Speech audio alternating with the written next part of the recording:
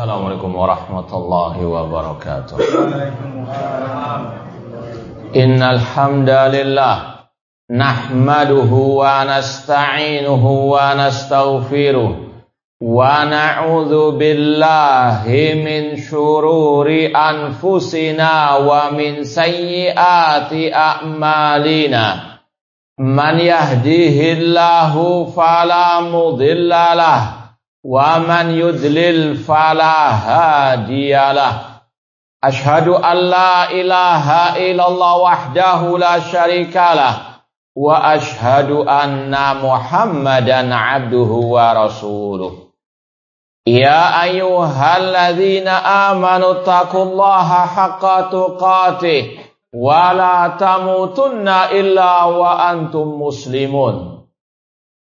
Ya ayyuhan nasu taqu rabbakum alladzi khalaqakum min nafsin wahidah wa khalaqa minha zawjaha wa batha minhuma rijalan katsiran wa nisaa'a wattaqullaha alladzi tasaaluna bihi wal arham innallaha kana 'alaikum raqibah. Ya ayyuhalladzina amanu taqullaha wa qulu qawlan sadida yuslih lakum a'malakum wa yaghfir lakum dhunubakum wa may yuti'illaha wa rasulahu faqad faza fawzan 'azima. Amma ba'd, fa inna asaqal hadits kitabullah wa khairal hadi hadyu Muhammadin sallallahu alaihi wasallam. Wa syarrul umuri muhdatsatuha wa kullu muhdatsatin bid'ah wa kullu bid'atin dhalalah wa kullu dhalalatin finnar. Kaifa halukum? Bi khairin? Sehat semuanya? Alhamdulillah, semoga yang sakit Allah segerakan sembuhnya. Sudah sarapan semuanya? Sudah ngopi? Oh itu nggak ada yang bawa kopi. Baik. Alhamdulillah, segala puji bagi Allah Subhanahu wa taala yang mempertemukan kita kembali dalam kajian kitab Bahjatu Qulubil Abrar wa Qurratu Uyunil Akhyar fi Syarhi Jawamil Akhbar oleh Fadilatul Syekh Al-Allamah Abdurrahman bin Nasir As-Sa'di rahimahullah taala. Semoga Allah Subhanahu wa taala menghidupkan dan mewafatkan kita di atas Islam dan sunnah Rasulullah sallallahu alaihi wasallam. Baik, siap kajian? Baik. Sebagaimana biasanya dan insyaallah sudah kita umumkan ya. Kajian ini kalau mau setoran hadis yang keberapa?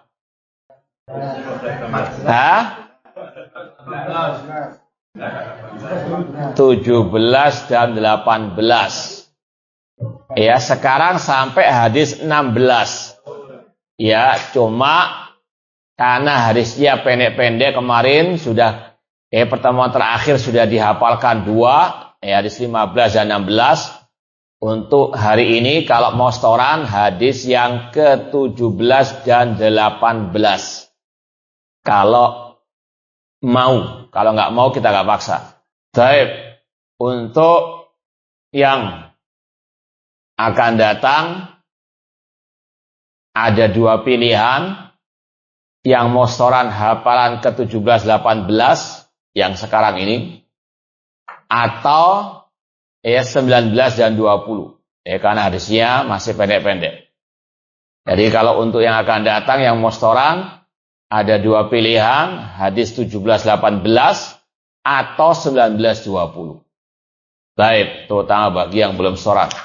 Baik, sekarang kita lanjutkan membaca hadis dan syarahnya. Hadis yang ke-16 yang bahasa Arab cetakan Ana halaman 39, yang terjemahnya halaman berapa? 63. Sudah ketemu semuanya? Hadis ke-16, jangan nyasar loh ya. Hadis 16.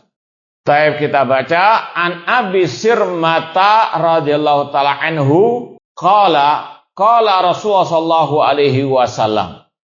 Rasul sallallahu alaihi wasallam bersabda, man darallahu bihi. Barang siapa yang memadaratkan orang lain, maka Allah akan memadaratkannya. Wa man syaqallahu alaih. Dan barang siapa yang menyulitkan, menyusahkan orang lain, Allah akan sulitkan. Hadis riwayat Tirmidzi dan Ibnu Majah. Anak ulangi terjemahannya. An Abi Sirmata radhiyallahu anhu, beliau berkata, Rasulullah SAW bersabda, barang siapa yang memadaratkan, yaitu orang lain, maka Allah akan memadaratkan dengan sebab hal itu. Wa man syaqallahu alaih, barang siapa yang menyusahkan, menyulitkan orang lain, Allah akan sulitkan atasnya. Hadis riwayat Tirmidzi dan Ibnu Majah. Kata Syekh Abdurrahman As-Sa'di rahimahullah, hadal hadis dalla ala aslaini min usuli syariati. Hadis ini menunjukkan akan dua prinsip dari prinsip-prinsip syariat Islam. Apa itu? Yang pertama, ahaduhuma annal jaza min jinsil amal. Ini yang sudah sering mungkin kita dengarkan, ada kaidah dari para ulama, balasan sesuai dengan amal perbuatan. Antara balasan dan perbuatan itu sama. Antara sebab dan akibatnya sama. Ini kaidah banyak sekali contoh-contohnya. Di antaranya dalam hadis ini dan juga akan dicontohkan yang lain. Kalau dari ayat, mungkin ada yang mau membantu menjawab. Taib satu saja. Silakan yang jawab pertama tadi itu. Ayatnya. Ini kok rebutan, satu saja ya. Yang pertama mengatakan saya, yang pertama kali ngomong. Iya, satu saja. Sebutkan redaksi ayatnya.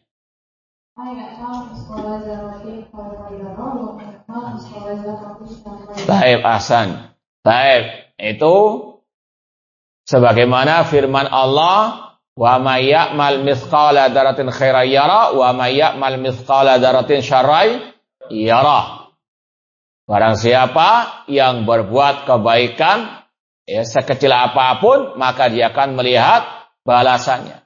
Demikian pula sebaliknya, wa may ya'mal mithqala dzarratin syarran yara. Barang siapa yang berbuat kejelekan sekecil apapun, maka dia akan melihat balasannya.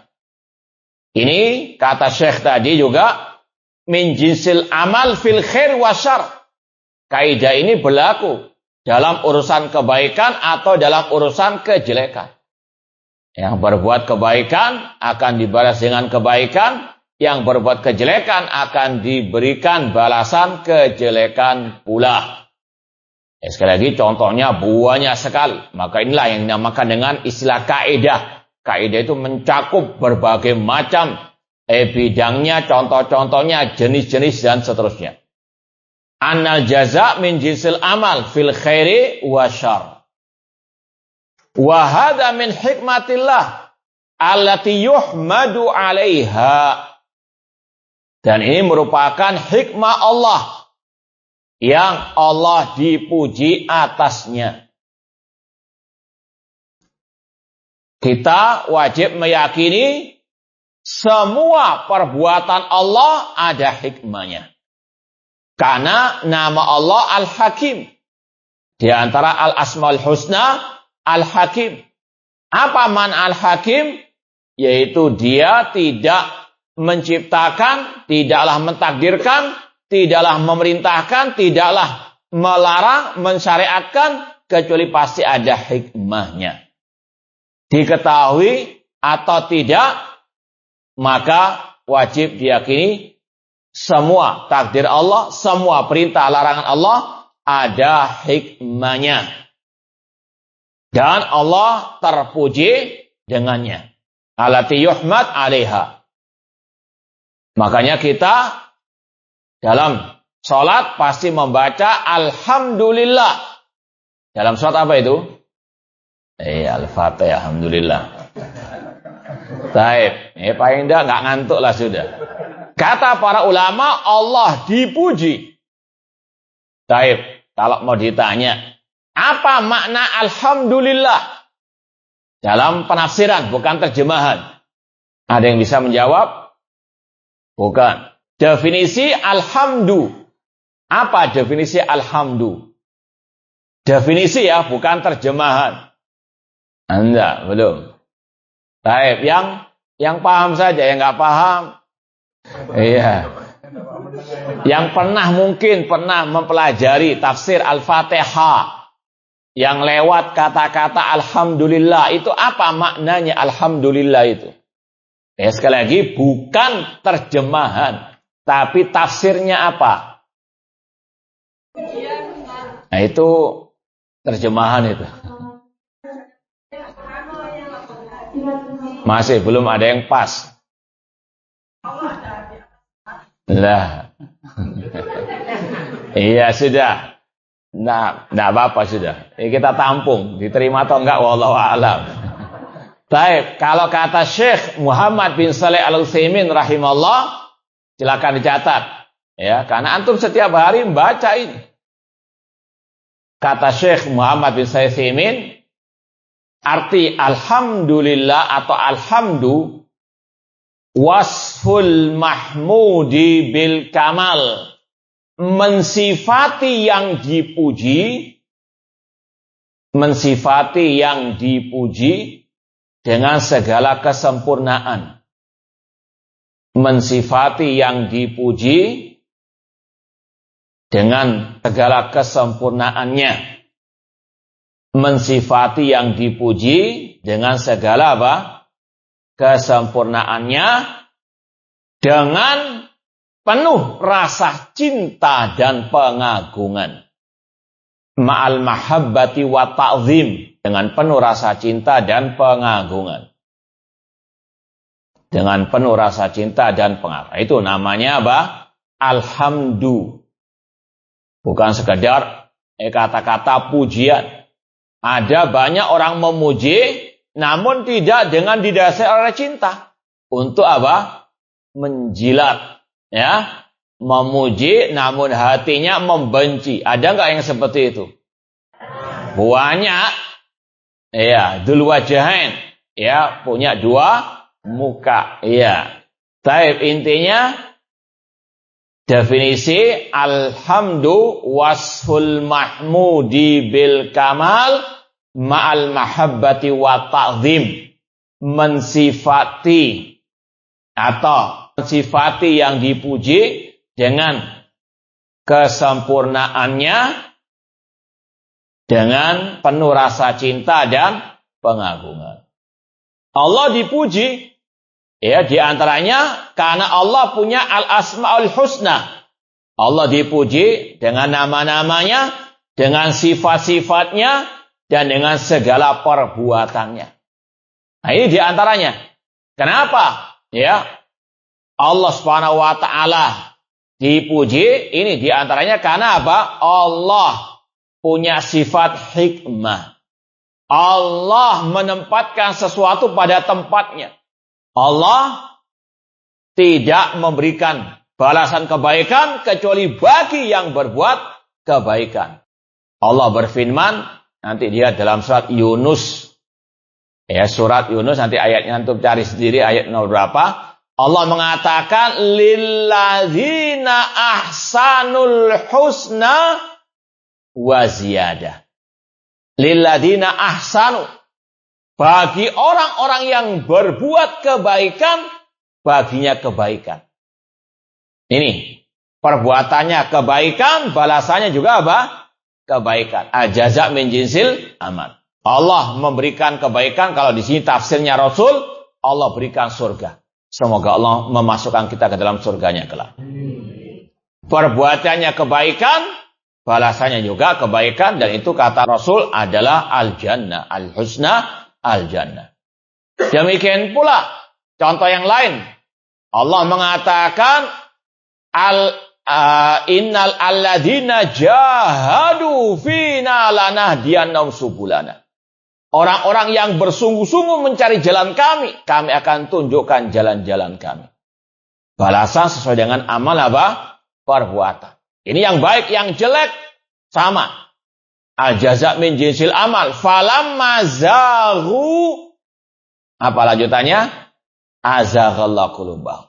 Ketika mereka menyimpang, maka balasannya semakin Allah simpangkan. Wa man yudlil fala hadiyalah. Dan kalau Allah sudah sesatkan, tidak akan ada yang bisa memberikan apa? Petunjuk. Yang memulai menyimpang dia, maka apa balasannya? Semakin disimpangkan oleh Allah Subhanahu wa ta'ala. Ini al-jaza' min jinsi al-amal. Taib, annal jaza' min jinsil amal fil khairi wasyarr. Dan itu di antara hikmah Allah. Allah tidak menyamaratakan semua manusia dalam balasan. Ini keadilan Allah. Gak mungkin yang malas cari hidayah Allah berikan petunjuk. Gak akan disamakan dengan yang giat belajar, yang bersungguh-sungguh ikhlas mencari hidayah. Gak mungkin orang yang menerima lapang dada kebenaran dengan yang membantah kebenaran. Balasannya tidak akan mungkin apa? Sama. Itu di antara hikmah Allah Subhanahu wa ta'ala yang Allah dipuji atasnya. Fakama anna man amila ma yuhibbuhullah ahabahullah. Sebagaimana orang yang melaksanakan apa yang dicintai oleh Allah, pasti Allah akan mencintainya. Dari mana kita tahu Allah mencintai sesuatu amal? Dari mana? Dari dalil, dari Al-Quran maupun sunnah Rasulullah SAW. Qul in kuntum tuhibbunallah fattabi'uni yuhibbukumullah. Katakan wahai Nabi Muhammad, jika kalian mengaku cinta kepada Allah, ikutilah aku, ikutilah Rasul, yuhibbukumullah. Allah pasti mencintai kalian. Ini perbuatan yang Allah cintai. Maka Allah pun apa? Membalas dengan kecintaan. Wa man amila ma yubghidhuhu abghadahullah. Barang siapa yang melakukan suatu amal yang Allah murkai, maka Allah pun murka kepadanya. Contoh misalnya, wa may yaqtul mu'minan muta'ammidan fajaza'u jahannam khalidan fiha wa ghadiballahu alaihi. Ini dalam surat An-Nisa. Barang siapa membunuh orang mukmin dengan sengaja, maka baginya neraka jahanam, dia kekal di dalamnya, dan Allah murka kepadanya. Abghadahullah. Ya, ini perbuatan yang Allah benci, perbuatan yang Allah murkai. Kalau dilakukan, Allah akan murka kepadanya. Itu dalam fil khair wasyarr. Demikian pula. Ini berkaitan dengan hadis yang sudah kita lewati dalam Arba'in Nawawiyah. Wa man yassara ala muslimin yassarallahu alaihi fid dunya wal akhirah. Barang siapa memudahkan urusan orang muslim, Allah mudahkan urusannya di dunia dan di akhirat. Semoga Allah mudahkan segala urusan kita di dunia wal akhirah.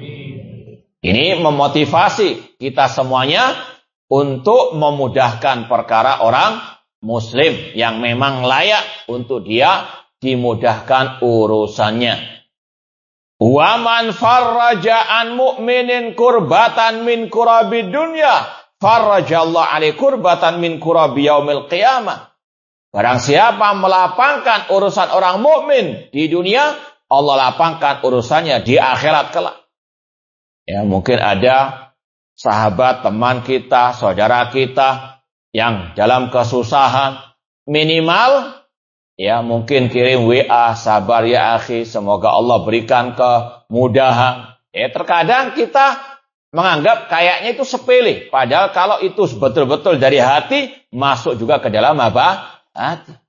Bukan sekedar naudzubillah min dzalik, innamal a'malu binniyat tentunya.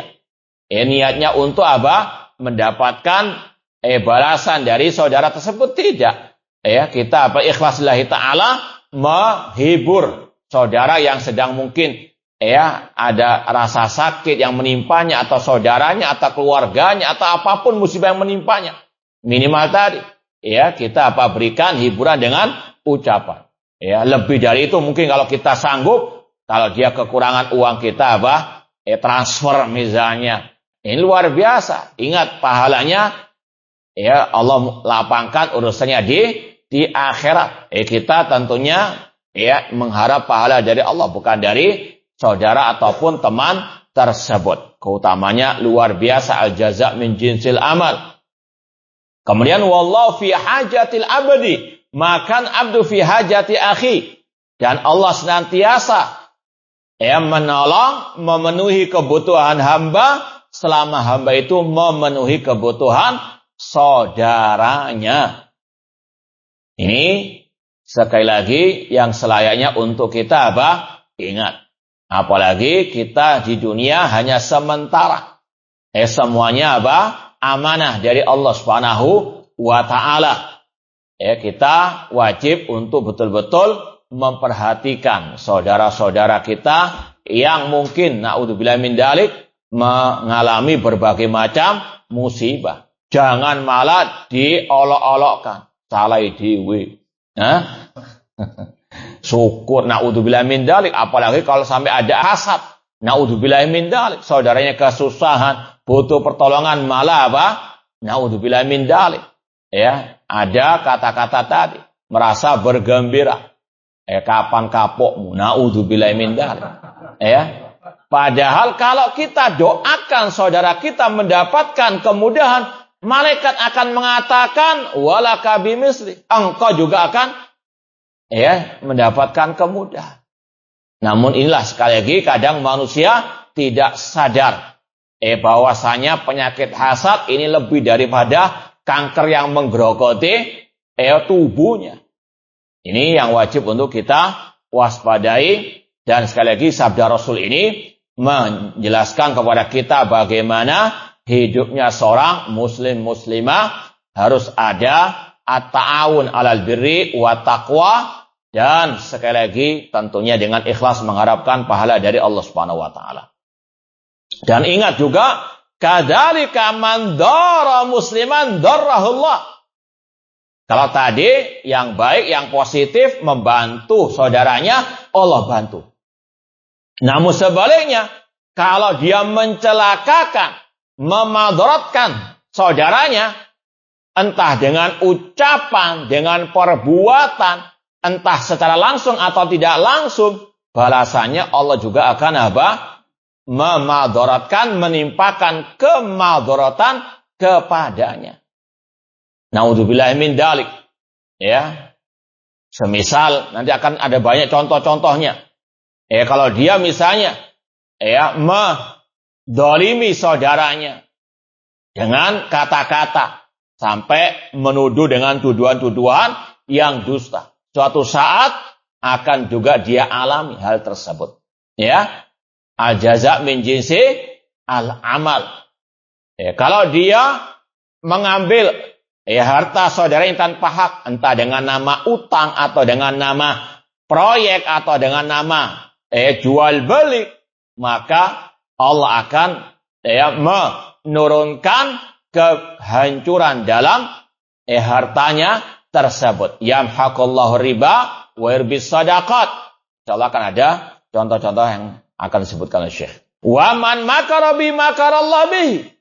Barang siapa membuat rekayasa jahat terhadapnya, Allah akan balas. Wa makaru wa makarallah. Mereka membuat makar, Allah buat makar. Misalnya sekongkolan. Kita buat framing misalnya. Ustadz fulan ini nggak layak untuk ikut kajian di misalnya Surabaya. Buat rekayasa, bukat gosip dan sebagainya. Naudzubillah min dzalik. Suatu saat akan ada balasannya. Ini ancaman dari Allah. Wa makaru wa makarallah wallahu khairul makirin. Innahum yakiduna kaida wa akidu kaida.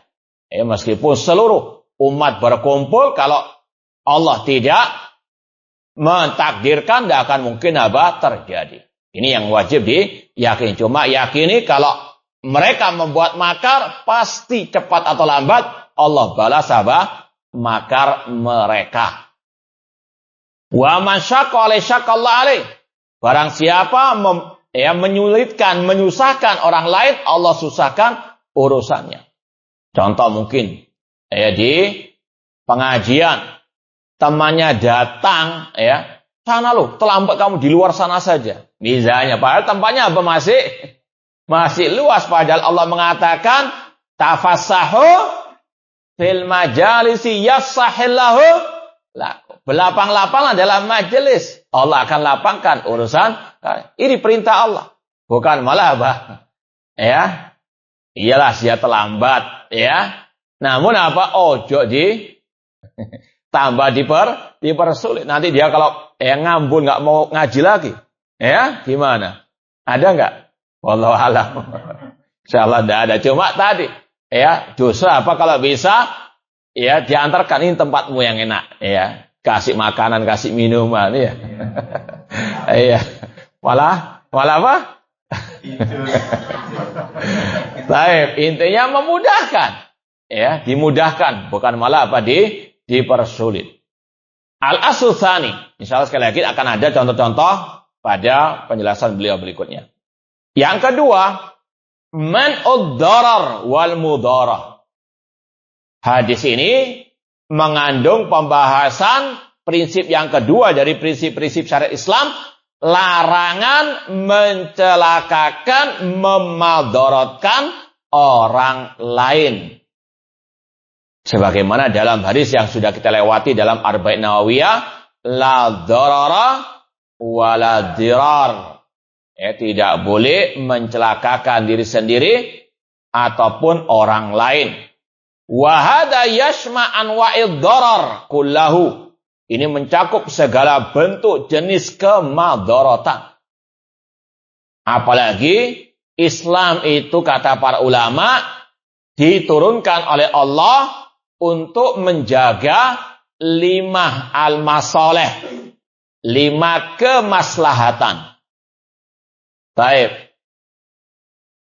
Untuk ikhwan yang mau menjawab, apa 5 kemaslahatan yang itu merupakan tujuan diturunkannya al-Islam? Ikhwan dulu. Yang bawah. Yang bawah jangan tidur. Yang atas juga. 6. Ada yang mau jawab, ikhwan? Masa kalau akhwat? Akhwat sudah 6 jawab tadi. Nah, silakan. Ada ini mik. Nah, ikhwan, silakan. Ya, Islam datang menjaga 5 kemaslahatan. Yang pertama. 6. 6. 6. Ulangi lagi. Agama. Iya. Iya. Iya. Dan jiwa badan apa bedanya? Menjaga apa? Agama, jiwa, harta, terus kehormatan. Jiwa namanya apa? Taib an-nasl, keturunan. Taib. Ahsan, barakallahu fikum. Minta tolong. Jazakumullah khair. Barakallahu fikum. Itu kata ulama, Islam datang untuk menjaga 5 kemaslahatan. Menjaga agama. Makanya orang yang murtad dalam Islam dihukum mati. Man badala dinahu faqtulu. Barang siapa merubah agamanya alias murtad, maka bunuhlah. Ini wewenang pemerintah, pemimpin kaum muslimin. Menjaga jiwa. Orang yang membunuh orang mukmin tadi dengan sengaja, Allah murkai. Dan hukumnya kisos. Dihukum mati juga. Yang ketiga, menjaga harta. Makanya tidak boleh mengambilnya tanpa hak. Kemudian yang keempat, menjaga kehormatan. Tidak boleh menghibah, mencaci maki, menuduh dengan tuduhan-tuduhan dusta. Naudzubillah min dzalik. Dan yang kelima, menjaga nasl. keturunan, makanya diharamkan az-zina. Paham tuh? Nah, ini sekali lagi, maka lawan dari ini sekali lagi sangat dilarang oleh Islam, yaitu memudaratkan orang lain, karena sekali lagi ini bertentangan dengan tujuan diturunkannya al-Islam. Wad-darar yarji ila ahadi amrain. Namanya memadaratkan itu ada dua sisinya. Yang pertama imma tafwitu maslahatin, yaitu dengan menghilangkan suatu kemaslahatan. Contoh misalnya, ya, nanti akan ada penjelasan contoh-contohnya. Ada dua toko bersebelahan, toko sepatu lah, ya. Ada calon pembeli datang ke toko B, ada transaksi. Toko sebelahnya ini kok nggak pernah ada yang datang, ya. Tiba-tiba yang jaga toko datangi pembeli yang sedang transaksi dengan toko B tadi. Dia mengatakan sepatu di toko saya lebih murah. Hai, namanya memadaratkan toko sebelahnya, toko B tadi yang sedang ada transaksi atau masih tawar menawar, ya, tawar menawar, tapi digoda dengan penawaran yang lebih murah. Ini tafwitu maslahah. Toko B ini hampir mau dapat untuk cuma dimadaratkan dengan iming-imingi, digoda dengan harga yang lebih murah. Ini yang nanti akan ada penjelasan lagi. Intinya ini termasuk contoh memadaratkan orang lain dengan menghilangkan kemaslahatan. Karena toko B tadi kan sudah hampir dapat maslahah, yaitu keuntungan dari jual beli. Itu juga jenis memadaratkan. Au husulu madarrah biwajhin minal wujuh, atau dengan mendatangkan kemadaratan. Misalnya malam-malam tokonya itu dibakar, naudzubillahi min dzalik, karena persaingan dagang tadi ada hasad, iri dan dengki, naudzubillahi min dzalik. Paham toh? Ya. Ini contoh memadaratkan ada dua jenisnya. Menghilangkan kemaslahatan dari orang lain, ya, atau memadaratkan orang lain tersebut. Paham toh? Paham toh ya? Taib, faddarar ghairul mustahiq la yahillu isaluhu wa amaluhu ma'an nas. Memadaratkan tanpa hak atau kepada yang tidak berhak, maka tidak halal alias haram dan tidak boleh dilakukan terhadap manusia. Ini ada kaidah sebetulnya, ucapan-ucapan ulama kadang-kadang bukan sekedar begitu saja, namun ada makna yang tersirat di situ. Kata-kata ad-darar, memadaratkan orang yang tidak berhak mendapatkannya, itu haram hukumnya. Berarti lawannya, kalau memadaratkan terhadap orang yang memang layak, berarti hukumnya apa? Berarti hukumnya apa? Hah? Berarti apa? Halal. Contoh, antum naudzubillah min dzalik, motong tangan orang lain boleh enggak? Tapi pemimpin ketika memotong pencuri tangannya yang mencuri tadi, boleh atau tidak? Ini maksudnya. Paham ya? Kata Syekh, memadaratkan kepada yang tidak berhak, itu tidak boleh, haram. Masa orang yang nggak salah kok dipotong tangannya, naudzubillah min dzalik, haram, dosa besar. Tapi kalau pemimpin memotong tangan orang yang mencuri dengan terpenuhi syarat-syaratnya, maka itu perintah Allah. Wasariqu wasariqatu fakta, memadaratkan, tapi kepada yang berhak. Paham ya? Mengolok misalnya, ada kata-kata mengolok atau menyinyiri misalnya, itu termasuk dalam kategori lawan dari 5 kemaslahatan tadi, yaitu masalah kehormatan. Hukum asalnya ya nyinyiri, memperolok orang yang enggak layak diperolok haram. Dosa besar. Paham?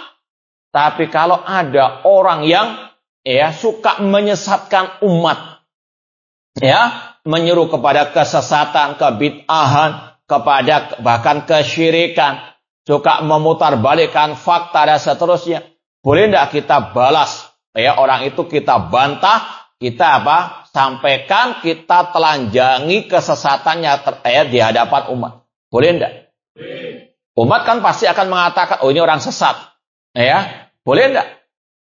Ini sekali lagi maksud dari beliau memadaratkan tanpa hak kepada yang tidak berhak haram. Tapi kalau memang orang itu layak, tidak ada masalah. Paham ya? Antum misalnya ngerasa nih, itu ustadz ya kalau ngomong kok cepet-cepet terus. Misalnya, ada nggak kayak gitu? Hah? Ini hukumnya apa? Antum yang ngomong loh ya. Iya. Iya. Iya. Ini riba ya. Iya. Itu halal atau haram? Itu berarti itu yang suka begitu deh. Iya, secara asal riba. Orang lain, entah itu ustadz atau yang lainnya, haram hukumnya wala yakta ba'dukum ba'dah.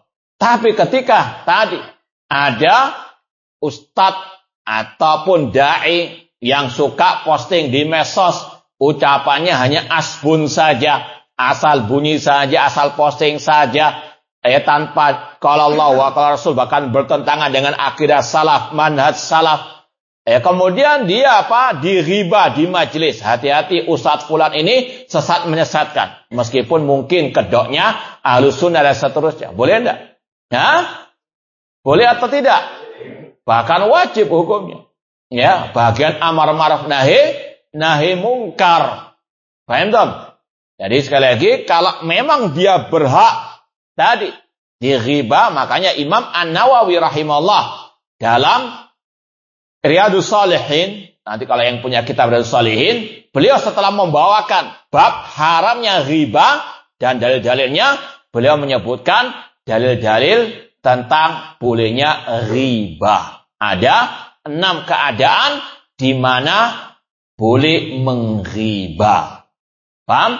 Ini sekali lagi kita mau jelaskan ucapan Syekh bahwasanya memadaratkan orang lain yang tidak berhak itu haram. Tidak halal, maka lawannya kalau memang berhak dimadaratkan, maka apa? Nah, itu halal. Paham ya? Bal yajib alat insan an yamna dararahu wa azahu anhum min jamin wujuh. Bahkan orang lain yang tahu dia akan mencelakakan yang lainnya, wajib untuk dia mencegahnya. Tentunya sesuai dengan kemampuan. Man ra'a minkum munkaran falyughayyirhu. Misalnya ada yang tadi riba. Riba itu apa? Antum yang ngomong loh ya. Iya. Yang lain mendengar, maka nasihat. Ngapain ngerasain ustaz? Langsung aja tanya ke ustaznya, misalnya, ya. Ya namanya ngomongnya jauh melok-melok, ini Jawa ya. Intinya, apapun kemungkaran, kemadaratan yang akan dilakukan oleh seorang muslim muslimah, saudaranya wajib untuk watawasabil haq watawasabil as-sabar. Apalagi kalau melihat kedzaliman. Kata Rasul, unsur akhaka dzaliman au madlum. Tolonglah saudaramu yang berbuat zalim dan yang dizalimi. Jangan diam dengan alasan saya enggak ikut. Padahal wajib ikut kalau memang itu dia sanggup. Kecuali kalau nggak sanggup beda lagi. Temannya sudah bawa besi mau memukul misalnya. Sedangkan dia kalau ngelang istilahnya kena juga, berbahaya, paham? Atau memudaratkan dirinya. Ini beda perkara. Kalau memang dia sanggup untuk melerainya, untuk mendamaikannya, itu sudah luar biasa. Intinya, unsur akhaka dzaliman au mazluman. Jangan sampai melihat kezaliman dibiarkan sedangkan dia sanggup untuk mencegahnya entah dengan lisan atau mungkin dengan perbuatannya. Nah, ini sekarang contoh-contoh dari kaidah tadi. Fayadkhul fi dzalik, di antara memadaratkan orang lain at-tadlis wal ghish fil muamalat wa katmu al-uyub fiha, menipu ya atau mengkaburkan keaslian barang, misalnya dalam jual beli, ya, jual motor misalnya, ya, dia tahu motor ini bekas ketabrak kereta misalnya. Hah? Kereta dorong di mall itu loh maksudnya. Makanya tasabut dulu, cross check dulu, jangan ngerasani dulu. Baik. Iya, kereta kelinci ya. Misalnya sudah ada cacatnya, dia jual tanpa dia beritahukan. Misalnya ini namanya ghis tadlis, ya. Atau jual makanan, jual buah-buahan, ditaruh yang rusak di bawah, yang atas kelihatannya apa? Apik dan seterusnya, menarik, padahal di dalamnya ada banyak ghis, kecurangan. Maka Rasul mengatakan man ghasyana falaysa minna, ini bentuk memadaratkan orang lain. Wal makar wal khida' wan najish, atau membuat rekayasa, di antaranya al najish. Wala tanah jashu. Apa tanah jashu? Bukan. Bukan. Ini pelajaran Arba'in Nawawiyah. Wala tahasadu, wala tanajashu, wala tabaghadu, wala tadabaru. Apa arti an-najish? Pakai shin, bukan sin. Bukan. Lupa semua. Bukan, itu tajassasu. Wala tajassasu. Itu yang memata-matai. Ini bukan. Wala tanajashu. Pakai shin. Bukan. Nah, menaikkan harga untuk memanas-manasi suasana. Ya, contoh misalnya di lelang misalnya, ya. Ini penjual sudah memasang banyak maklar-maklar yang tujuannya untuk memanasi. Saya tawar demikian, padahal dia nggak mau beli, cuma apa? Memanasi calon pembeli. Ini kata Rasul, wala tanah jasu. Ini bentuk memadaratkan. Paham ya? Atau misalnya ada pembeli datang ke toko misalnya. Kemudian ada hampir mau jadi transaksinya tawar-menawar, tiba-tiba datang si C, kemudian mengatakan, ini barang ini jangan dijual sama dia, jual sama saya saja dengan harga sekian, ini saya tawar sekian. Padahal dia cuma apa? Rekayasa. Paham? Nah, ini sekali lagi juga bentuk memadaratkan, hukumnya al-haram. Kemudian watalakir rukban, mendatangi para penjual yang baru datang dari desa. Ini terutama zaman dulu ya, nggak ada medsos, nggak tahu kan harga di pasaran berapa. Orang datang misalnya dari Malang, mau jualan buah-buahan di pasar di Surabaya. Ya, dulu dia nggak tahu berapa, misalnya mangga kan, misalnya harganya di Surabaya itu berapa. Ini orang yang masih polos datang dari desa bawa 1 truk mangga. Kemudian ada orang Surabaya tahu harganya misalnya 1 kilo di Surabaya itu sudah 10.000. Orang yang di Malang sana mungkin mengirakan cuma 3.000 misalnya, ya. Maka dia langsung dihadang di tol. Langsung diborong. Paham? Ya. Dia tahu betul, ini penjual masih polos atau petani ini masih polos, gak tahu harga. Paham? Dia apa?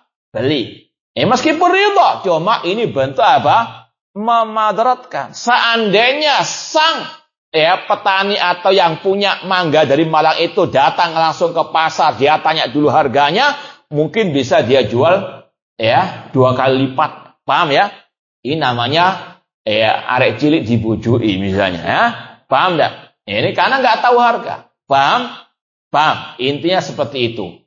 Meskipun kalau sekarang tidak ada masalah antum hadang di tol, karena penjual yang di sana sudah tahu apa? Ya sudah ada meso ya sebagainya. Intinya, kalaupun sekarang ada seperti itu dan memang orangnya itu nggak tahu harga, jangan dibohong. Atau naudzubillah min dzalik. Ya mungkin ada kasus ya. Sekarang kan anak-anak kecil bawa HP pemberian dari orang tuanya. HP yang harga aslinya itu 20 juta misalnya. Ini anak kecil mungkin naudzubillah min dzalik ada kasus lah kecanduan game dan sebagainya. Datang ke antum, ini saya jual 1 juta. Antum tahu ini barang apa? Jangan, wah mumpung kapan lagi? Jangan. Ini sekali lagi juga termasuk bentuk apa? Al-ghish. Paham? Antum sudah tahu. Ini apalagi anak kecil, dia tidak tahu apa? Harga. Kalau bisa antum bawa ke orang tuanya itu. Paham? Makanya kalau antum lihat dulu para sahabat, ini memang mungkin hampir tidak ada sudah sekarang ini. Dulu ada salah satu sahabat pernah mengutus salah satu pembantu ataupun budaknya untuk membeli kuda atau unta lah. Kemudian ada tawar menawar dengan penjual unta atau kuda. Kemudian dibawalah langsung ke sahabat tadi. Penjual tersebut tawar-menawar langsung dengan sahabat Rasulullah SAW. Dikatakan berapa harga unta atau kudamu ini? Sang penjual mengatakan, misalnya sekarang saya jual 10 juta. Kata sahabat tadi, untamu ini bisa lebih dari itu. Saya tawar 13 juta. Anda nggak seperti itu sekarang? Bukan malah turun harga, naik apa? Kata sang penjual, oke sudah. Kata sahabat tadi, oh tidak. Sebetulnya harga untamu atau kudamu ini bisa 16 juta. Mau lagi sang penjual. Ini saja sudah apa? Mungkin tidak ada lagi sudah di. Nah, sekali lagi ini para sahabat dahulu betul-betul kalau jual beli sesuai dengan harga apa? Pasar istilahnya. Paham tuh? Intinya sekali lagi tadi, jangan memadorotkan sang penjual. Kemudian wabai'ul muslim ala bai'i akhi. Tadi sudah kita contohkan dilarang menjual barang di atas penjualan saudaranya. Saudaranya masih tawar menawar dengan pembeli, dia sudah menawarkan barangnya. Kecuali kalau sudah selesai majelis. Sudah nggak ada tawar menawar lagi. Pembeli sudah putuskan nggak beli dengan toko si B. Silakan toko si C untuk menawarkan barang. Wasyira ala syira'ihi. Wa mislu al-ijarat. Contohnya juga masalah sewa menyewa. Misalnya sewa menyewa mobil. Si calon penyewa sudah datang ke pemilik mobil rental si B misalnya. Masih tawar menawar negosiasi entah dengan sekarang medsos atau mungkin tiba-tiba ditawar oleh si C, padahal si C tahu bahwasanya antara calon penyewa dengan rental B tadi itu lagi sedang tawar menawar negosiasi, nggak boleh kecuali kalau sudah putus negosiasi silakan. Nah, wa jamil muamalat ini bentuk memadorotkan. Demikian pula wal khitbah ala khitbati akhi. Khitbah melamar di atas lamaran saudaranya. Sudah ada misalnya si B laki-laki dan si C calonnya akhwat misalnya sudah dilamar oleh si B misalnya. Sudah dilamar sudah. Sudah ketemu antar keluarga misalnya, sudah ditentukan penanggalan kapan nikahnya. Tiba-tiba si C melamar juga. Ini yang dikatakan tidak boleh seorang mengkhitbah khitbahnya siapa? Saudaranya. Kalau ada pertanyaan, kan ada Ustaz kisah seorang perempuan di zaman Rasul, Fatimah binti Qais, yang dilamar oleh 2 orang, Abu Jaham dan Muawiyah. Lalu bagaimana cara mengkompromikan? Paham pertanyaannya? Hukum asalnya tadi tidak boleh melamar seorang perempuan yang sudah dilamar oleh saudaranya. Nah, sekarang ada kisah di zaman sahabat tadi. Seorang perempuan bernama Fatimah binti Qais, dia mengatakan aku dilamar oleh 2 orang. Bagaimana mengkompromikan? Ini biar nggak ngantuk. Baik, siapa yang bisa menjawab? Ya, silakan akhwat kalau bisa. Nah, yang akhwat dulu, silakan. Pakai mic. Aku sopan orangnya yang tangan, memukul, bukan itu jawabannya. Cara mengkompromikan. Ini ada hadis yang mengharamkan, tapi ada hadis yang kelihatannya apa? Menghalalkan. Dari kisah sahabat itu kita belum pasti, baru hanya menanyakan. Kalau yang di sini kan sudah jelas Taib, sambung dulu. Masih kurang tepat. Kenapa? Belum ada suara yang kelihatannya pas. Nah, silakan ditawar lagi. Tidak ada. Belum ada mahar. Mahar kalau sudah nikah, Pak lamar nggak pakai mahar. Taib, wallahu a'lam, jawabannya jelas. Haram melamar perempuan yang sudah dilamar oleh saudaranya. Adapun kisah Fatimah binti Qais tadi, 2 orang tadi, itu salah satu dari mereka tidak mengetahui kalau saudaranya sudah mengkhitbah melamar. Paham? Itu yang ana tahu dari penjelasan para al-ulama. Paham tuh?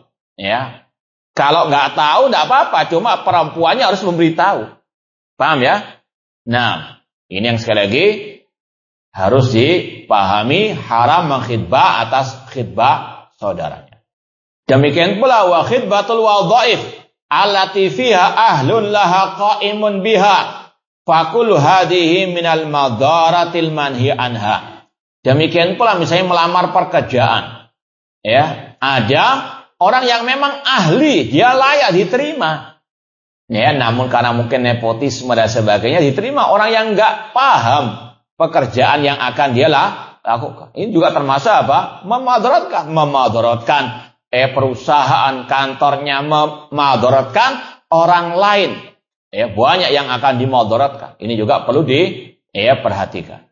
Wa kullu muamalatin min hadzal naw' fa innallaha la yubarik fiha. Semua muamalah yang ada unsur memadaratkan ini Allah tidak akan membarokahinya. Allah tidak akan menurunkan kebaikan pada muamalah tersebut. Misalnya tadi jual beli. Sudah apa? Ada tawar menawar dimasuki oleh toko sebelahnya. Seandainya orang yang calon pembeli tadi jadi membeli di C karena digoda dengan harga yang murah, maka Allah nggak akan memberkahi hasil dari jual beli tersebut. Karena melanggar aturan Allah Subhanahu wa taala. Mungkin nominal uangnya bertambah, cuma nggak ada keberkahan. Sama dengan riba. Allah katakan yamhaqullahu ar-riba. Allah hapus barokah harta riba, nggak ada manfaatnya. Mungkin uangnya bahkan menjadi bumerang atasnya di dunia wal akhirah. Naudzubillahi min dzalik.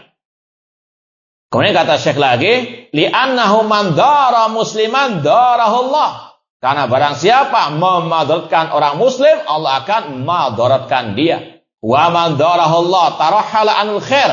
Kalau Allah sudah memadaratkannya, maka akan lari darinya kebaikan. Yang ada kejelekan. Meskipun tadi kalau misalnya dia dapat hartanya nggak barokah, bahkan menjadi bumerang atasnya, banyak musibah, malapetaka dan seterusnya. Misalnya dia jual sepatu, untungnya bisa beli mobil Ferrari misalnya. Sepatu sak pabrik. Misalnya, ya, dia untung namun apa? Tanpa menghiraukan syariat Allah. Ya, maka apa bisa celaka ya dirinya dengan memakai mobil balap tersebut. Ya, sekilas kelihatannya wah, dapat untung yang luar biasa. Namun enggak Allah barakahi, ya, untungnya bisa menjadi bumerang atasnya. Naudzubillahi min dzalik. Makanya seorang muslim hatinya bergantung urusan akhirat, tidak apa? Bergantung kepada dunia, tidak menghalalkan segala cara untuk mendapatkan dunia. Dunia dia cari untuk akhirat. Makanya dia tidak apa? Menghalalkan segala cara. Wa tawajjah ilai syarr, dan dia akan mendapatkan banyak kejelekan. Wa dzalika bima kasabat yada, dan itu dengan sebab perbuatannya sendiri. Ma asabakum min musibatin fa bima kasabat aydikum wa ya'fu an katsir. Tidaklah musibah menimpa diri kalian kecuali karena sebab dosa-dosa kalian. Kemudian juga wa yadkhulu fi dzalik madaratus syarik li syarikihi. Di antaranya juga ini kalau misalnya ada joinan dalam berdagang, ya. Misalnya ya yang ngasih modal, ya, ngasih uang misalnya, ini sama-sama misalnya orang pengajian. Dan ini wakil sebetulnya, banyak insyaallah kasus-kasusnya. Ya, ada satu orang punya banyak fulus, yang satu ya mungkin dia pintar dagang. Ya sudah, saya modali kamu, nanti ya 6 bulan lah hasilnya kita bagi. Ya, sampai setahun pun bahkan 2 tahun nggak ada pembagian hasil. Ya, yang dagang ini masya Allah gonta-ganti mobil, gonta-ganti ya mungkin juga naudzubillah min dzalik, pasangan naudzubillah min dzalik. Ya, karena apa? Sudah merasa punya fulus, pada itu salah satunya apa? Punya orang lain. Ini kasus, karena saya pernah dicurhati juga. Ya, banyak yang curhat kasus-kasus seperti ini. Yaitu apa? Yaitu tadi. Ya, sebetulnya ada perjanjian hitam dan putih. Cuma tadi, karena sudah enak megang uang banyak, hak orang lain yang sudah sepakat untuk dia harus bagi, dia ambil, merasa apa? Dia yang bekerja. Ya, padahal perjanjiannya tadi, Anda pakai tenaga, saya pakai apa? Uang. Hasilnya apa? Bagi 2. Tapi nggak dibagi-bagi sampai tahunan. Paham? Naudzubillah min dzalik, itu waqi' laisa lahu min dafi'. Sekali lagi ini juga bentuk apa? Memadaratkan asyarik. Ya, orang yang satu apa? Bisnis dengannya. Wal jali jarihi, tetangga dengan tetangganya. Yang sering terjadi parkir mobil. Di depan apa? Pintu rumahnya, gerbangnya sulit untuk keluar masuk dan sebagainya. Hati-hati. Rasul mengatakan wallahi la yu'min, wallahi la yu'min, wallahi la yu'min malam ya'man jaru bawa'iqau. Demi Allah, sampai 3 kali Rasul bersumpah, demi Allah, orang itu tidak sempurna imannya. Demi Allah tidak sempurna imannya karena dia memadaratkan tetangganya. La yu'min man lam ya'man jaru bawa'iqahu. Tidak beriman atau tidak sempurna iman seseorang kalau saudaranya tidak aman dari gangguannya. Entah dengan mungkin suara-suara dari dalam rumahnya, ya. Mungkin dia usaha, iya, tapi juga apa? Jangan ganggu. Kadang cetak-cetok sampai 12 malam. Ini banyak terjadi. Ini kan halal pekerjaan. Iya, pekerjaanmu halal. Yang enggak halal itu mengganggu apa? Tonggo. Ini sekali lagi hati-hati. Kemudian ikhwani fillah wa akhwati rahimani wa rahimakumullah, kata Syekh berikutnya, ya biqaulin aw fi'lin, entah dengan ucapan atau perbuatan, hatta innahu la yahillahu an yuhdits bimilkihi ma yadurru bijarihi. Bahkan tidak halal untuk dia menggunakan hartanya sendiri yang bisa memadaratkan tetangganya. Apalagi sekarang ini kadang mungkin bapak dan ibunya baik anaknya beli sepeda motor pakai apa? Knalpot brong. Pulangnya jam 12 malam, brang. Ini orang tuanya harus juga apa? Ngajari anaknya untuk menghormati yang punya telinga, bukan dia tok. Betul enggak? Ini juga harus diperhatikan. Ini sekali lagi bagian daripada la darara wala dirah. Tidak boleh memadaratkan diri sendiri ataupun orang lain. Kemudian kata Syekh juga, meskipun ya kalau dikatakan, tolong jangan ya pakai knalpot itu. Kan punya saya sendiri, ngapain ngurusi orang lain? Ini ya nggak sadar bahwasanya yang punya telinga itu banyak juga tetangganya. Ini harus betul-betul diperhatikan. Fadlan an mubasyatil idrar bihi, apalagi mengganggu hak milik orang lain.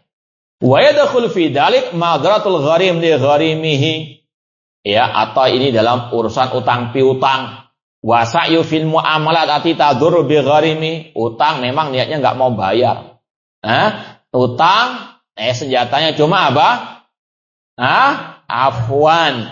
Meskipun sudah punya untuk menunaikan namun ditunda-tunda. Kata Rasul, matul ghani zulmun. Orang yang sudah punya harta enggak mau membayar utangnya, itu zulm, kezaliman. Ini banyak juga terjadi. Kata beliau, hatta inna la yahilla an yatasaddaq wa yatruk ma wajaba min ad-dain illa bi idzni gharimihi. Bahkan kata Syekh, tidak halal. Misalnya ya, dia punya utang 1 juta. Alhamdulillah, suatu saat dia dapat rezeki misalnya ya 2 juta. Kemudian dia mau sedekahkan 2 juta itu semuanya. Luar biasa. Ya, utang yang wajib dibayar, enggak dibayar-bayar. Cuma sedekah 2 juta tadi. Paham? Kata Syekh, enggak halal sedekahnya tadi itu. Dalam artian tidak boleh. Sampai dia minta izin kepada yang mengutanginya. Harus izin. Saya utang kamu 1 juta, sudah jatuh tempo, saya punya 2 juta, ya, saya mau sedekahkan. Insya Allah utangmu saya bayar misalnya. Izin dulu kepada Karena 2 juta itu 1 jutanya hak siapa? Yang menghutangi dia. Paham? Bahkan sampai demikian. Ini sekali lagi, jangan sampai memadaratkan. Apalagi tadi, kata Rasul, dolim. Orang yang sudah punya harta, ya, namun tidak mau menunaikan hutangnya. Aw yarhanu maujudati ahadun hurama'i duna al-baqin aw yakif aw yu'tik ma yaduru bi gharimi aw yunfik aksal min lazim bi ghairi idnihi. Atau mungkin kalau dia ya dihutangi kemudian ada jaminan. Ya, misalnya saya utangi kamu 10 juta, sepeda motormu sebagai jaminannya misalnya. Kemudian sepeda motor itu dilelang di tempat lain misalnya. Sama yang menghutang enggak boleh. Ini juga yang berhutang dan menghutangi juga harus tahu tahu diri. Bukan hanya yang berhutang saja, yang menghutangi juga harus tahu tahu diri. Jangan sampai memadaratkan. Misalnya belum jatuh tempo, sudah dia tagih-tagih sampai nyewa debt collector misalnya. Atau menagihnya di hadapan umum untuk menjatuhkan martabatnya. Misalnya. Padahal masih belum jatuh tidak boleh. Dua-dua pihak harus tahu diri. Dan masih banyak contoh-contoh yang lain. Ya, kita percepat sedikit. Wa kadzalika dzirar fil wasaya. Demikian pula tidak boleh memadaratkan dalam wasiat. Ya, sang bapak punya 5 anak misalnya. 4 yang dia sukai, dia cintai, yang 1 dia benci misalnya. Naudzubillah min dzalik. Kata Rasul, "Idilu baina auladikum." Berlaku adillah terhadap anak-anak kalian. Orang tuanya menulis wasiat, sang bapak dalam keadaan sakit parah menulis wasiat.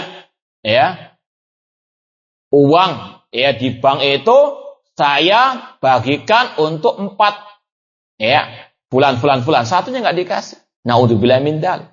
Ini tidak halal, ini haram. Tidak boleh seorang bapak memadaratkan anaknya dengan memberi wasiat kepada yang lain. Atau bahkan anaknya tidak diberi wasiat sama sekali.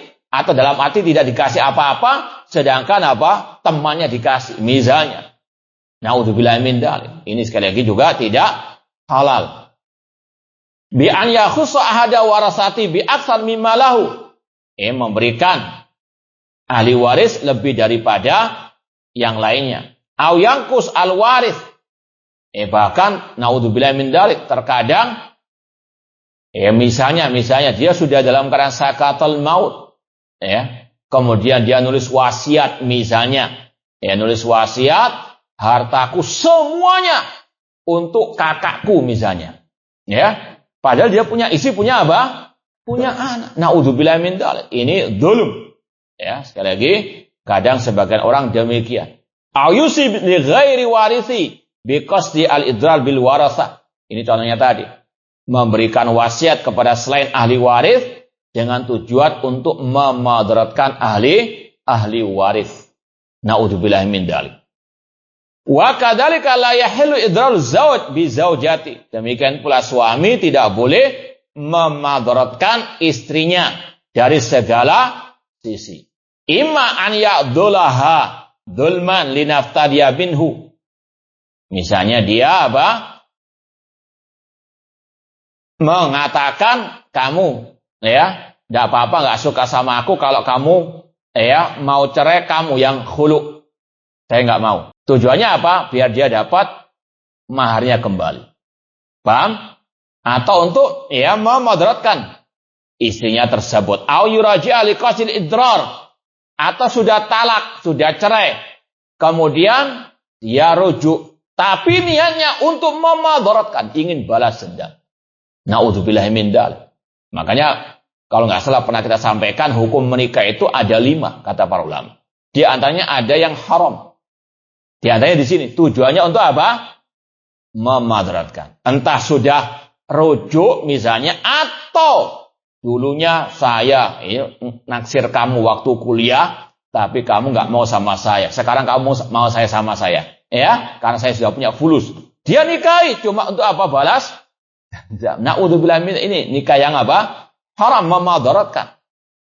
Dan masih banyak contoh-contoh yang lain. Sama juga istri tadi, misalnya dulunya dia naksir si B misalnya. Si B dulu nggak mau, sekarang si B mau. Ya, kemudian sang perempuan tersebut ingin dinikahi dengan si B, tujuannya untuk apa? Mencelakakannya. Na'udzubillah min dzalik. Ya, sekali lagi innamal a'malu bin niat. Au yamil ila ihda zaujatai.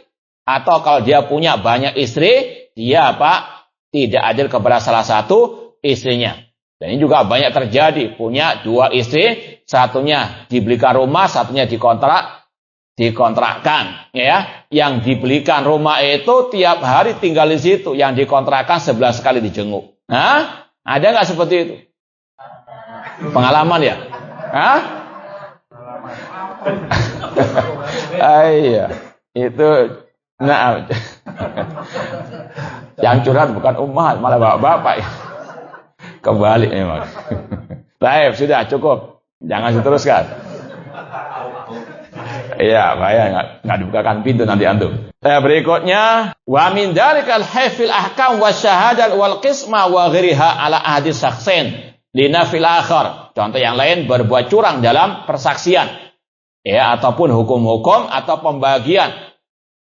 Misalnya, ya ada persengketaan antara 2, sebenarnya sahabat semua, dua-duanya teman.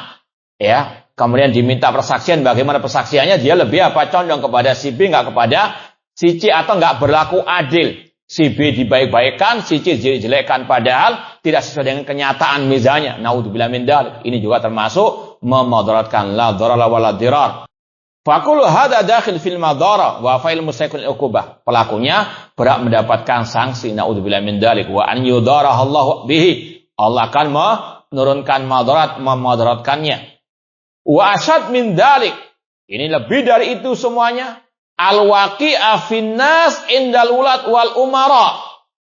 Lebih dari itu lagi, di antara bentuk memadaratkan, yaitu memprovokasi penguasa untuk menghukum orang lain dengan saksi palsu, menuduh dengan tuduhan-tuduhan dusta di hadapan penguasa, untuk penguasa apa?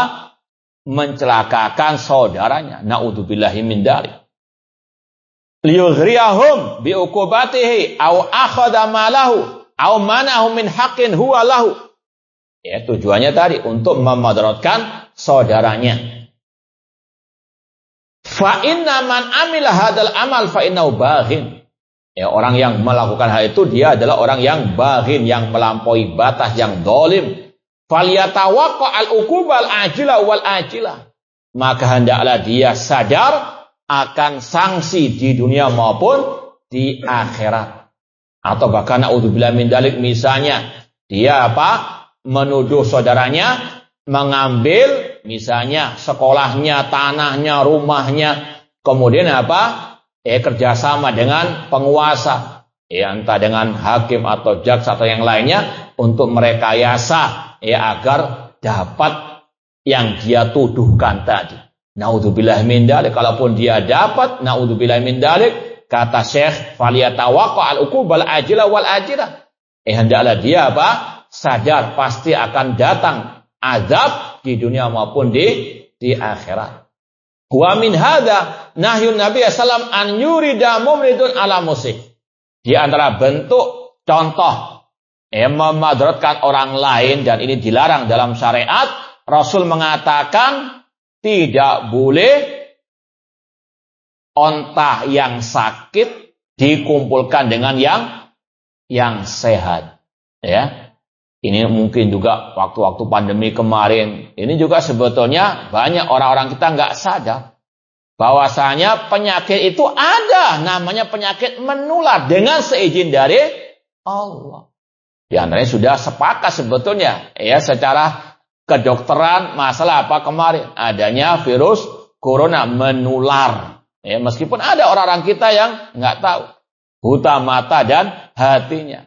Kayaknya dengan dari tauhid tawakal, nggak usah, nggak ada penyakit. Naudzubillahi min dzalik. Ini seperti yang sudah sering kita sampaikan, Rasul mengatakan firra minal majdzum firaraka minal asad. Larilah, jauhkanlah diri Anda dari orang yang terkena penyakit kusta. Sebagaimana Anda lari dari seekor, kalau Anda nggak takut dengan penyakit kusta, berani nggak sama zina? Ini satu redaksi hadisnya, jangan dipotong-potong. Wah, tawakal kepada Allah, nggak usah takut penyakit corona dan seterusnya. Rasul mengatakan sebagaimana Anda lari dari, coba kalau dengan dalil tawakal, dengan dalil tauhid, datang ke KBS, jangan masuk semua badan Anda, jempol saja. Berani enggak? Ini sekali lagi terkadang ada orang yang gagal paham tentang sabda Rasul tersebut. Ada penyakit menular, cuma dengan seizin dari Allah, harus ada al-wiqayah, pencegahan. Makanya di sini Rasul melarang. Misalnya Anda punya ayam atau kambing atau bebek yang sedang sakit, kemudian Anda minta untuk dikumpulkan di kandang tetangga Anda, saudara Anda. Paham? Sedangkan Anda tahu itu sakit. Maka ini termasuk yang dilarang oleh Rasulullah sallallahu alaihi wasallam. Nah, atau mungkin sering kita contohkan, terkadang di sekolah, kadang orang tua nggak paham masalah seperti ini. Anaknya sudah jelas-jelas sakit yang menular, masa sekolah nggak boleh? Kan anaknya, hak anak untuk sekolah. Iya, kita nggak melarang. Cuma kalau sakit yang bisa menular, diistirahatkan dulu di rumah, diobati dulu.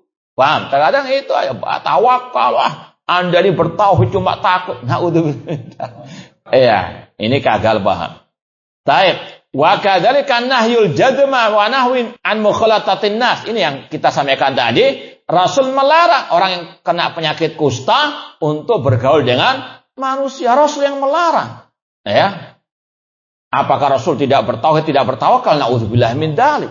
Namun ini sekali lagi orang harus tahu diri bahwasanya ada hukum sebab akibat, meskipun semuanya dengan seizin dari Allah Subhanahu wa taala.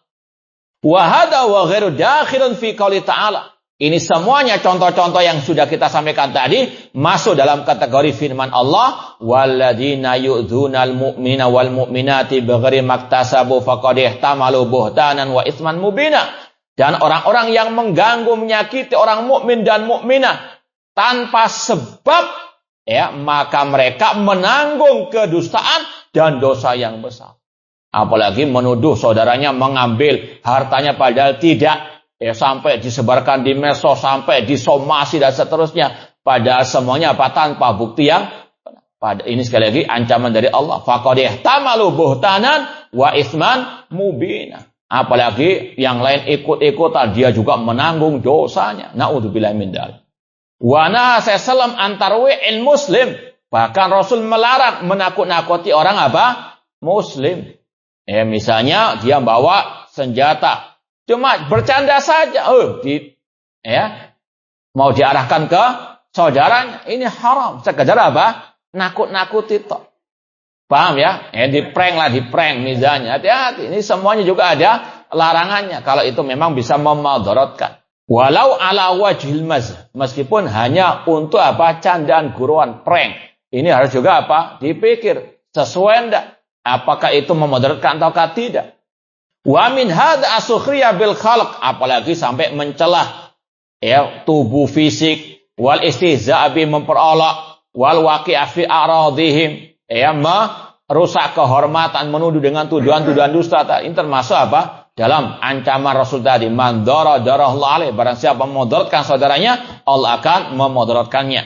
Wa tahrish bainahum, memprovokasi orang untuk jelek-jelekkan.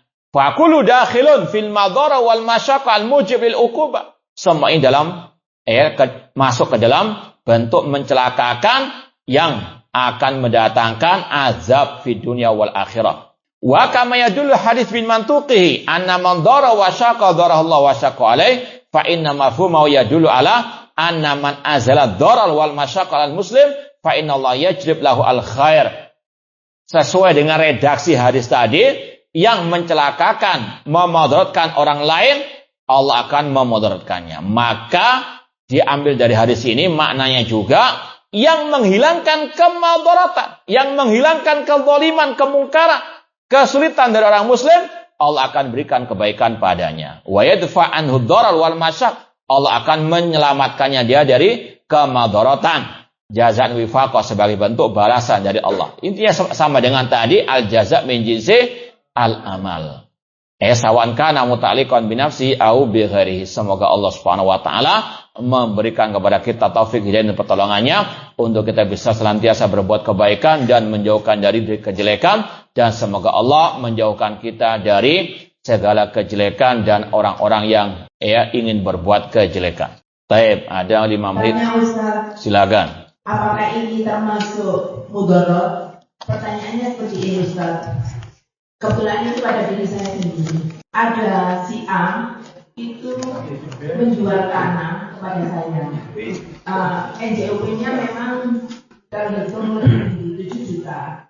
Tapi dijual ke saya itu cuma 2 juta. Karena status tanah tersebut itu masih waris, jadi milik orang tuanya, di mana kedua orang tuanya sudah wafat. Padahal transaksi itu harus kepada sesama yang masih hidup. Nah, dengan harga 2 juta tadi, semua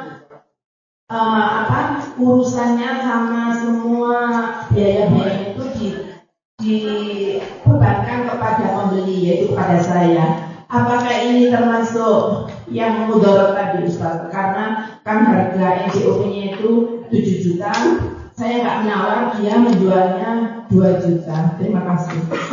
Iya, saya nggak pengalaman jual beli tanah kayak gitu, ya. Cuma secara kaidah umum, harga segitu dengan pengurusannya itu, dengan ribetnya, sepadan atau tidak? Kalau emang sepadan, ya insya Allah tidak ada masalah, tidak memadaratkan.